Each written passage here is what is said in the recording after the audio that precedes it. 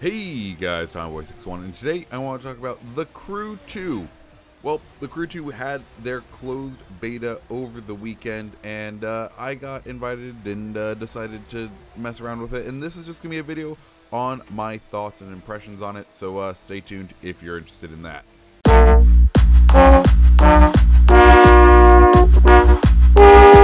So like I said, guys, The Crew 2 had their closed beta over the weekend, and I have to say the first Crew, when they revealed it, it excited me. I was like pumped for it. I was like, yeah, a racing game where you go around the entire United States. That's awesome. But it just didn't suck me in. And this was essentially my demo for The Crew 2. It was its chance to win me over. I played the first Crew. It didn't get me there, and this was hopefully the reboot, the way for them to draw me back in to make me a customer for The Crew 2. So what's different? What's the same?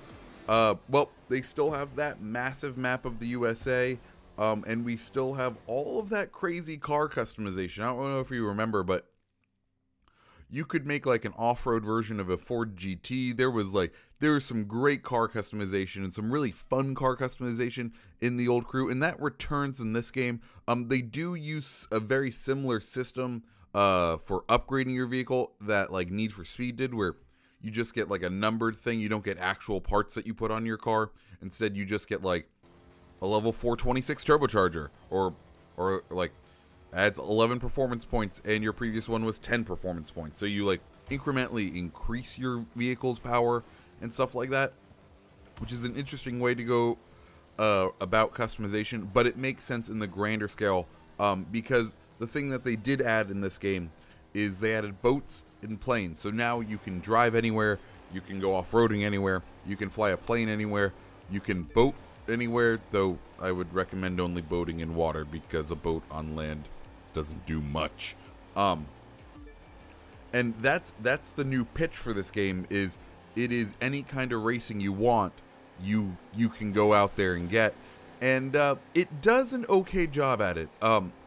The thing with the original Crew is I don't think the driving felt amazing, and still in this game I don't think the driving for the vehicles feels great. It doesn't feel planted. It does feel very floaty, and not in the good, like it feels arcadey, but not in the good way. Like Forza Horizon is a good arcade racer.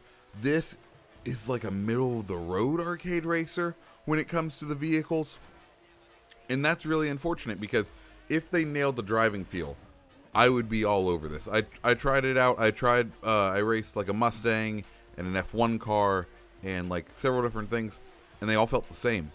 They shouldn't really feel the same.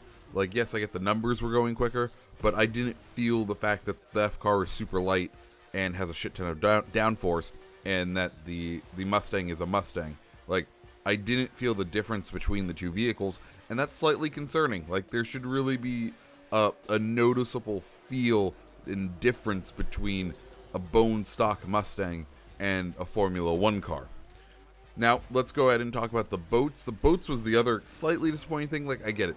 Racing on water, it's very much a point-to-point-to-point race. You can't really have, like, a unique corner or like, a cornering technique in a boat, because you're just trying to get from point A to point B, and that's always going to be a straight line. So, like, maybe you take a slightly shallower turn in order to not like lose speed on a turn. But beyond that, like racing in a boat, not very exciting. You just kind of pull back on the analog stick, or sorry, you push forward to trim the boat. In this game, I'm thinking of GTA, where you pull back to make it go faster. Don't pull back, you'll just make the boat nosedive, and you won't go very fast. Believe me, that happened to me, because I've been trained through God knows how many times of playing, God knows how many hours and days of playing GTA 5. Pull back to go faster in a boat, but nope, not in this game. Anyways, the boat racing is interesting and fun, but it's not.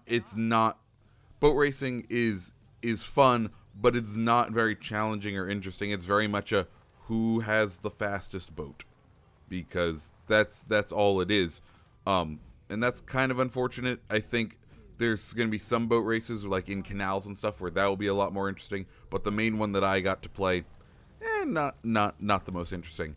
The last thing was the planes. And let me tell you, I love me a good flight sim. I love me some flying. And this is a very arcadey fly, but it's a good flying game. I quite enjoyed doing some aerobatics. That was, if this game was just called The Fly, I might buy it. This is where the crew won a lot of points back for me, was in the flying, because I love flying, some flying, and the flying was pretty good. It wasn't amazing. It wasn't, you know, it didn't really take airspeed and all that, like, fun, like, the fun, like, the minuscule things that you think about, like when you play a simulation dogfighting game. Like, it wasn't that level of detail, but it was a great arcade game. It was a great arcade flying game, and I really appreciated it for that. So, like, overall, right now, I don't think I'm going to pick up the crew on launch day, but I'll definitely pick it up when it gets on sale. And that's kind of my takeaway from the crew overall. Guys, let me know, did you guys play the original crew? What did you think of it? Did you get into this beta? Did you play it? Let me know down in the comments, guys. If you liked the video, go ahead, hit that like button, hit that subscribe button. Guys, my name's TimeBoy61. I hope you have a great rest of your day.